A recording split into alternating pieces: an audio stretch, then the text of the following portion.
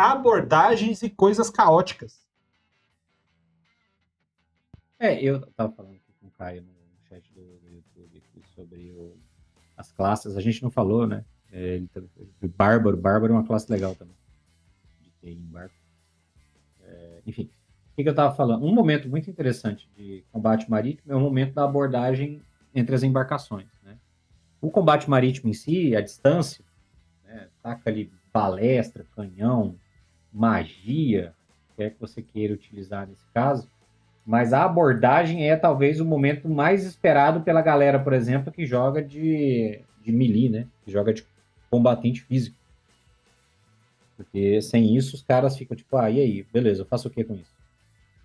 E a galera que fica sem muito recurso. E a abordagem, eu acho que é o momento do combate marítimo mais legal de narrar. Porque é aquilo que eu falei, um bom combate de marítimo, corpo a corpo, né? Com abordagem entre navegações, ele é visualmente muito interessante. Ele é aquela coisa cinematográfica muito interessante. Então é o cara que tá, os caras que penduram em corda, jogam a corda para prender no barco, para atravessa numa ponte de corda, ou o cara bota uma tábua para passar correndo, aí vem o maluco e tenta derrubar a tábua para cair no mar. Muitas vezes você não precisa matar o outro cara, se você conseguir derrubar ele do navio no mar, você já tem um ganho, aquele cara já está fora de combate.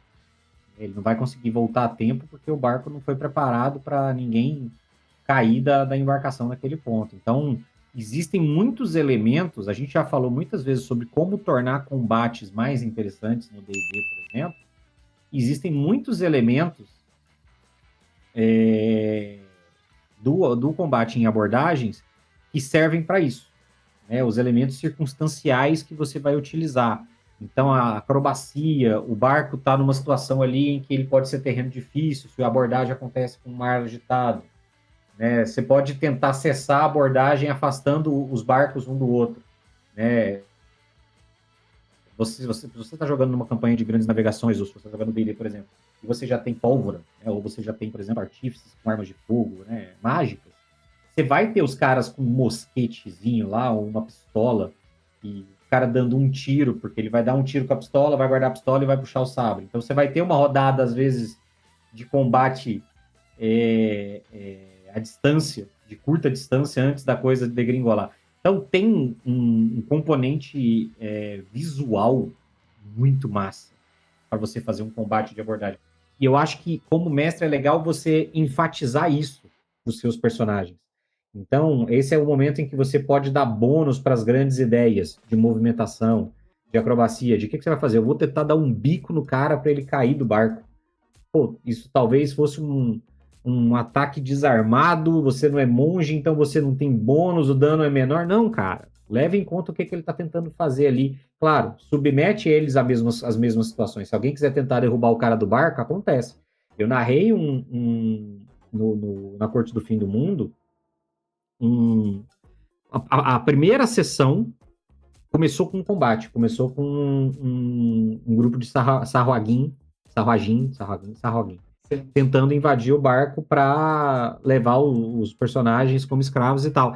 E uma parte considerável da luta envolvia os sarruaguins tentando derrubar os caras do barco. Eles estavam tentando tirar a galera do barco e jogar na água. Por quê? Porque dentro da água, o bônus de combate para os sarruaguins era enorme. Eles tinham movimentação mais rápida, eles respiravam, então eles poderiam... Se eles conseguissem segurar os caras dentro da água, eles apagavam os caras, afogavam, sufocavam. Então, existem muitos elementos circunstanciais de combate que você vai abordar durante uma abordagem que enriquecem sensivelmente o combate. Eles facilitam muito que o combate aconteça de uma maneira mais caótica, e combate caótico é sempre mais divertido. Cara, combate em movimento eu acho massa. A gente já fez aqui exemplos, eu já falei, os caras combatendo entre duas carroças, o cara pula de uma carroça para outra, caiu, quase estava tudo, quase morreu. Aí você tem o equilíbrio, você tem aquelas ações cinematográficas, nós temos um monte de coisa aqui que a gente já falou sobre isso. Já teve uma aventura, que era plot aqui, que eu levei para a mesa presencial, que era o assalto ao trem pagador, onde a ideia era a abordagem em um trem em movimento, tipo faroeste, saca? Eles tinham que entrar no trem, roubar o trem, sair do trem em movimento. E foi massa demais. E quando você envolve barco, você vai mais do que o movimento. Porque quando você tem terra, geralmente você tem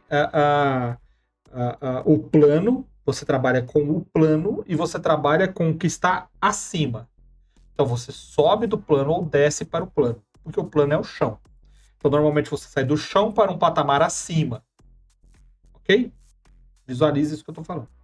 Quando você vai para o mar, você já tem uma parada diferente. Porque o mar, quando você tem um plano, o plano ele já é elevado. Então você tem as manobras que você faz no plano, você faz as manobras para cima e você faz as manobras para baixo. Que você pode subir além do plano e você pode cair do plano que você está. E aí você não precisa só de ter esse planejamento, essa preparação de movimentação, mas a preocupação da queda. E fazer isso de maneira dinâmica, você para de jogar dados para ataque. Bateu? Não bateu. Acertou? Errou? Para você explorar o ambiente. Manobra. Segurar. Empurrar. Puxar. Desequilibrar. Levantar. Tudo que você pode fazer usando o seu ambiente, cordas, barris, chão que cai, chão que sobe, altura, pêndulo, você pode usar o que você quiser. E mais uma vez, voltando, você tem que descrever muito bem o ambiente para que eles tenham noção do que eles possam fazer. Que tem uma corda ali que eles possam pegar, que tem uma rede ali que eles possam subir, que tem um barril que eles possam pular, que tem um lugar que eles podem se apoiar. E isso tudo em um ambiente instável. As coisas estão balançando, chacoalhando, batendo uma nas outras, com a galera perdidona lá em cima, todo mundo quase caindo, bala voando, bomba caindo, flecha comendo, pau torando. Então isso daí depende da sua organização visual de espaço. Você precisa organizar o espaço na sua cabeça. Você precisa passar para o jogador essa sua noção de espaço, para que ele tenha ideia de tudo que está acontecendo. E aí vai da sua capacidade descritiva. Narre. Fala o que está acontecendo. O jogador quer pular, quer pegar a corda, quer passar 3 metros e cair em cima do barril lá. Está dentro do deslocamento dele? A mesma coisa ele está correndo até lá. Você só vai fazer o teste necessário para o equilíbrio dele, dependendo se está chacoalhando, balançando, piso caindo. Preocupe-se com isso. Não se atenha demais a detalhes que vão frear a narrativa. Quando você tem uma narrativa cinematográfica dessa, você precisa de resultado. Deixa o cara pular, amarrar a corda no pé, pular do mastro de cabeça para baixo, sair lutando com as pessoas. Deixa. Não faz diferença para a regra. Vai ser a mesma coisa de estar de cabeça em pé e de cabeça para baixo. Vai ser a mesma coisa. Mas cuida para que tudo isso seja fluido para a sua sessão. Ser muito bem narrada, o pessoal se divertir, você aproveitar essas pequenas chances que as aventuras podem te dar. Porque vai ser muito complicado você ter isso numa situação de caverna, ou numa situação de taverna, ou numa situação de guerra. O barco ele é mais rico em mudanças ambientais. Tá? Outra coisa que mexe com o combate marítimo, e eu vou puxar agora o Salada. Eu vou puxar agora o meu tema, que é o próximo. Eu vou incorporar nesse.